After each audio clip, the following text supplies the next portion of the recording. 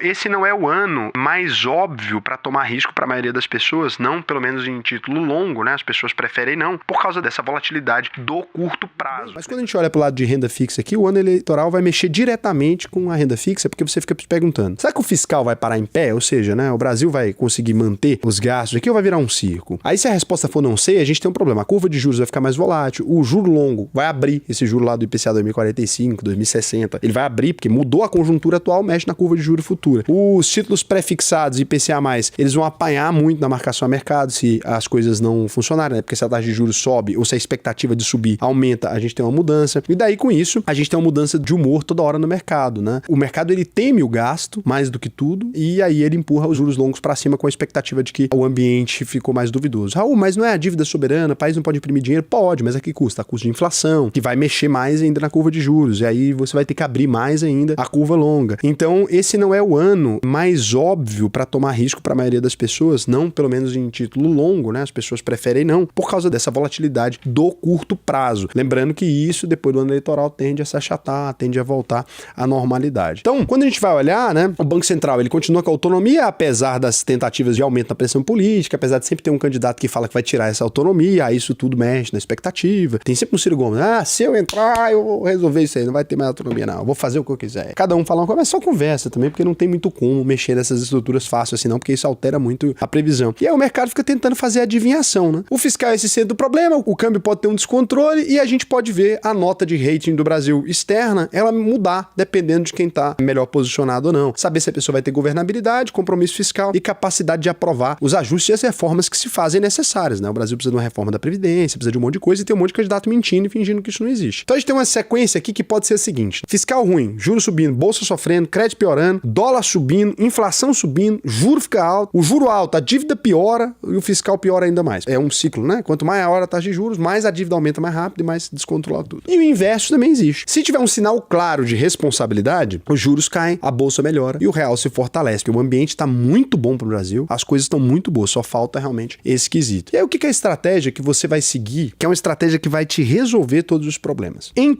toda santíssima eleição, se você quiser pode voltar ao meu canal, nos vídeos anteriores, as pessoas vão estar xingando e dizendo que o Brasil vai virar Venezuela em 2 anos e meio, que daqui 2 anos eles voltam pra me contar, volta lá, não aconteceu nada, a bolsa subiu, bateu recorde e tal, mudou todo mundo vai estar dizendo que o dólar vai chegar a 10, o dólar vai chegar a 15 e tal. Que o mundo vai acabar se tal candidato não ganhar.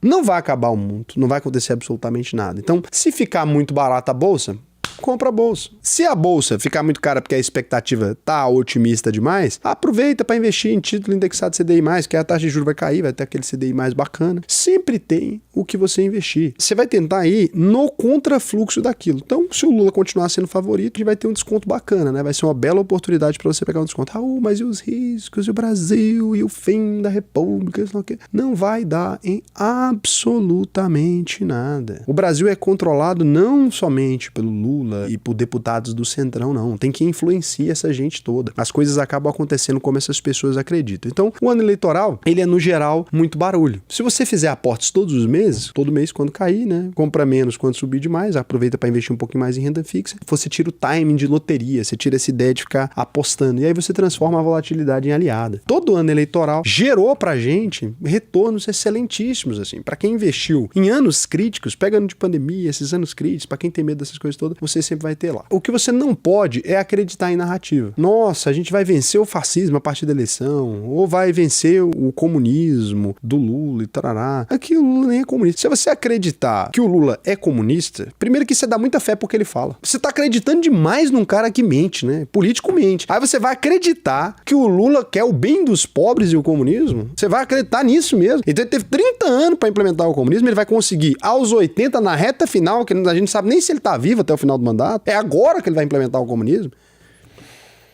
Nem os comunistas acreditam nisso. Pergunta pra eles. Pega os canais dos comunistas aí, pode ir lá ouvir. E eles não acreditam, não. Eles falam, Deus me livre, nunca vai implementar o comunismo. Inclusive, a maioria é crítica do Lula até. Você que acredita que o Lula...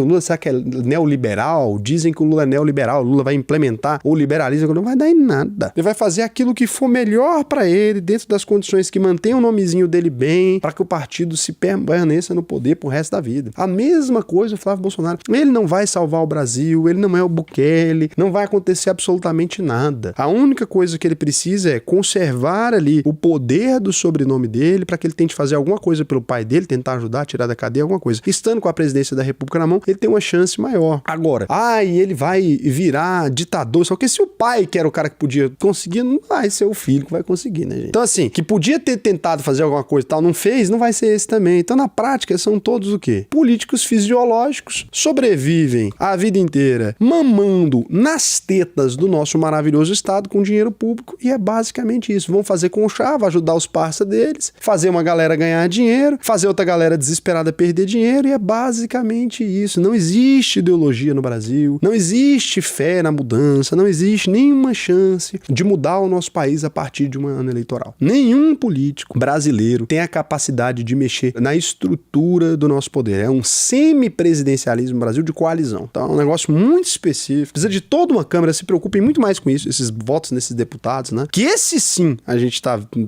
fora de cogitação. A gente precisa muito mais dessa estruturação. A gente precisa tomar cuidado com as nossas instituições, que o STF já estava querendo interferir no Banco Central, um trem muito sério, ainda bem que deixaram pra lá isso aí, já vai pagar o Banco Master do FGC. É esse tipo de coisa. Agora, esse caos é coisa nossa. Isso aqui é igual carnaval e futebol. É tão brasileiro quanto carnaval e futebol. Quem entende disso aqui ganha dinheiro nesse país, ó.